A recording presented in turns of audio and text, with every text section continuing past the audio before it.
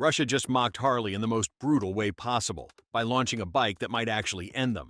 While Harley's still drooling over nostalgia and fake engine noises, Russia dropped the Kalashnikov IZh-49 with fast-charging, military-grade toughness and zero fluff, for a price that makes Harley look like a bad joke. The 2025 Kalashnikov IZh-49, a bike that looks like it's here to end the entire cosplay Harley calls innovation. No pre-orders announced by influencers, no neon-lit events in Vegas, just cold, quiet Russian execution. And let's be real, when Kalashnikov, the same company that gave the world the AK-47, decides to make a motorcycle, you know they're not playing dress-up. Now pause for a second.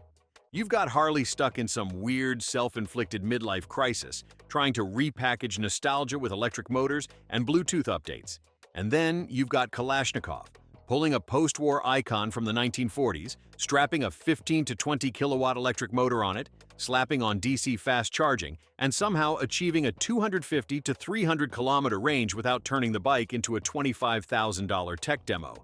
This thing doesn't just look like a threat, it feels like one.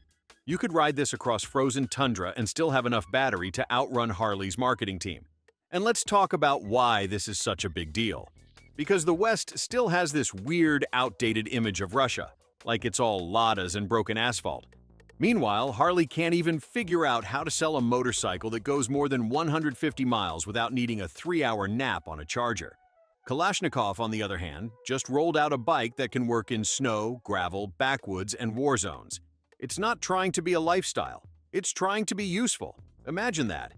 The IZh-49 isn't some showroom princess made for weekend warriors who wear leather once a month. This thing is designed to survive. It's not chasing hype, it's chasing function. You won't find any digital screens popping up to tell you how your aura is doing. No AI dashboard to suggest mood-based throttle adjustments. It's a survival bike, not a therapy session. Kalashnikov brought back an old Soviet factory, breathed life into it like some kind of electric Frankenstein, and turned it into a real production machine. Meanwhile, Harley's over there dropping PR statements and TikTok clips pretending to be Gen Z's spirit animal. Let's be crystal clear, Harley wouldn't last 5 minutes in the kind of terrain the IZh-49 is made for. Russian roads are not exactly forgiving.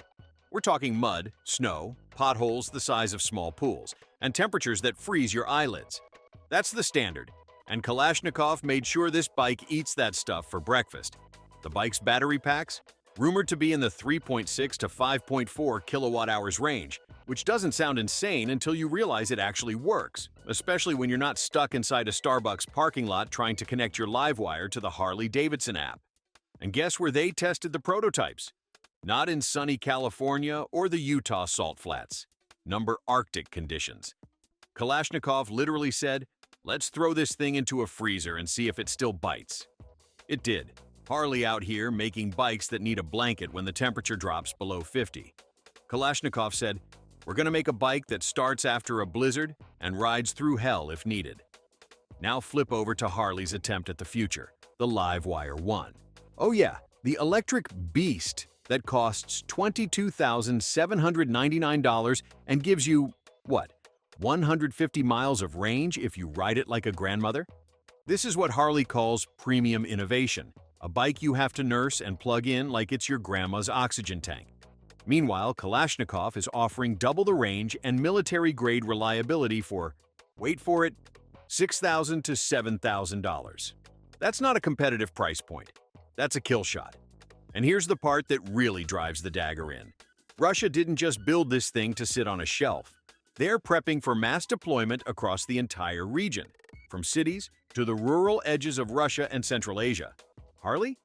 Still trying to figure out how to ship one e-bike to Kansas without losing half the battery charge on the way. And when Harley actually tries to deploy something, they drop these lifestyle campaigns with slow-mo shots and fog machines as if their customers need a cinematic universe to buy a damn bike. Harley's most hyped feature in the past few years? Wait for it. Synthetic engine sounds. That's right.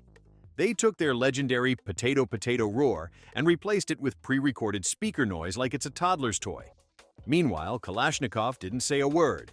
No press conference, no CGI commercial, just torque, specs, and cold Russian efficiency.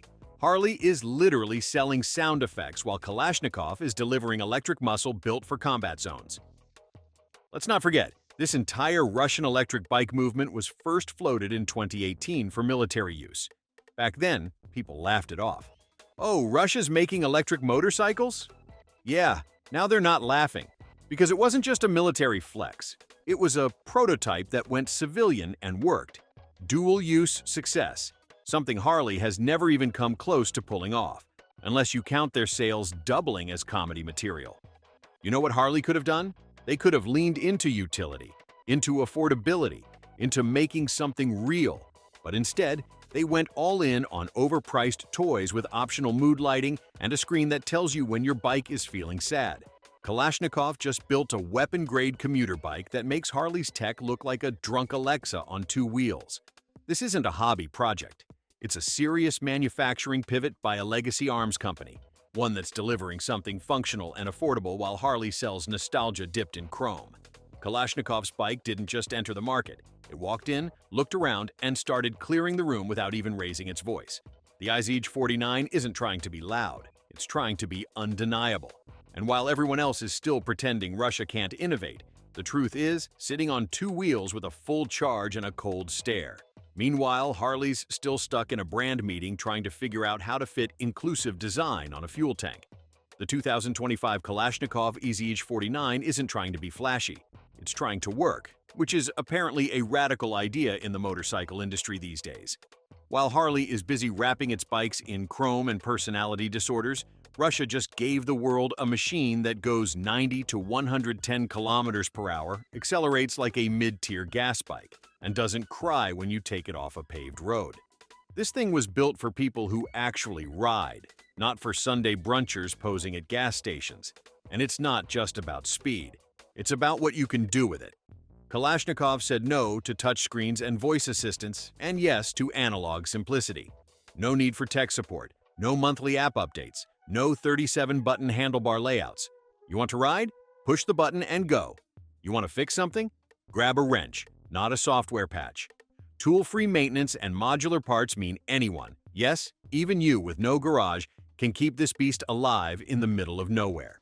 Now let's talk features that actually matter. This isn't just a city commuter, it's a workhorse. The IZh-49 comes with detachable battery units, cargo racks, and even military mounts. You can load this thing up for courier jobs, rural food delivery, tactical transport, or just flexing through the woods like a Russian Rambo. Meanwhile, Harley's biggest innovation is giving you a phone app that tells you when to charge your overpriced midlife crisis. Kalashnikov didn't stop at features.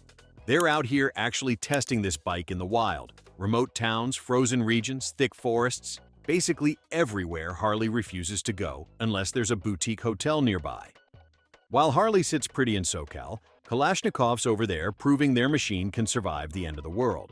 And here's where it gets even more fun. The IZh-49 isn't built for brand junkies. It's aimed at markets where Harley has zero credibility. India, Africa, Central Asia, places that eat motorcycles for breakfast. These aren't luxury showrooms. These are regions with exploding two-wheeler demand. And more importantly, no blind loyalty to a brand just because it screamed freedom in the 70s. The world is changing, fast. And Harley? They're still trying to sell the same dream wrapped in a different paint job. But 85% of new motorcycle sales happen in Asia and Africa. And surprise, they're not buying Harley's inflated price tags and marketing fluff. They want affordable, durable, electric rides. And they're getting them from Russia. Kalashnikov's playing the BYD playbook. Mass production, local sourcing, minimal markup, all function. That's how you dominate in emerging markets. Meanwhile, Harley's still stuck in its identity crisis, trying to sell a lifestyle in countries that just need transportation. And if you're loving this takedown, hit that. We're just getting started. Let's talk charging. While Harley's riders are pulling out camping chairs and waiting hours to get a live wire halfway juiced, the IZh-49 hits 80% in 30 minutes. And if that's still too long, you just swap the battery and keep riding. Welcome to actual convenience. Harley, take notes. Infrastructure? Not a problem. The IZh-49 doesn't depend on Tesla-style charging networks or overpriced plug stations. It's designed for low infrastructure zones. Harley, meanwhile, still requires you to map out your charging stops like it's a 2002 road trip with MapQuest. Governments are paying attention. India's ramping up EV subsidies. Africa's expanding its motorcycle networks like crazy. And right there in the center of that storm, the IZh-49, waiting like a sleeper agent ready to eat market share for lunch. Meanwhile, Harley is still figuring out how to market its $30,000 electric fashion statement to a country that's buying mopeds in bulk. But here's the plot twist no one saw coming. Russia's already talking exports, not in theory, in action. Eastern Europe, Vietnam, Latin America, markets Harley barely touches. While the American giant argues over dealership licensing, Russia is out here securing international distribution deals like it's preparing for global conquest. Which, let's be honest, they kind of are. Just with batteries this time instead of tanks. And if you think this is just about one bike, think again. This is about a shift in what motorcycles mean in today's world. The Kalashnikov IZh-49 doesn't scream for attention. It whispers with purpose. It's a quiet challenge, loaded with torque and wrapped in military-grade humility. While Harley puts on another press conference about its legacy, Kalashnikov is turning wrenches and drawing up blueprints for the next generation. Harley's biggest problem isn't the IZh-49's specs. It's the fact that everything Harley says it stands for, freedom, resilience, toughness, Kalashnikov is actually delivering. Without talking, without posing, just building. And let's not forget how Harley keeps rebranding its own failure as innovation. The Moskvich 3E did it first in the car space, flipping EV economics on its head. Now the IZh-49 is doing the same to electric bikes. Affordable, durable, and built for actual roads, not showroom floors. This isn't a side project. It's a blueprint for how to crush an industry quietly and efficiently. Harley still gets headlines, sure. But while they're busy trending for TikTok campaigns and stock dips, Kalashnikov is busy making Harley irrelevant, without ever saying the word. That's the power of function. That's what happens when your bike is actually useful and doesn't need a personality disorder to sell. Harley keeps looking for a comeback, a revival, a relaunch. Kalashnikov never left. They just showed up differently. They showed up with numbers, engineering, and a global production plan that doesn't rely on nostalgia or million-dollar ad budgets. They showed up ready to deliver where others promise, ready to ride where others pose, and ready to take over where others desperately cling to relevance.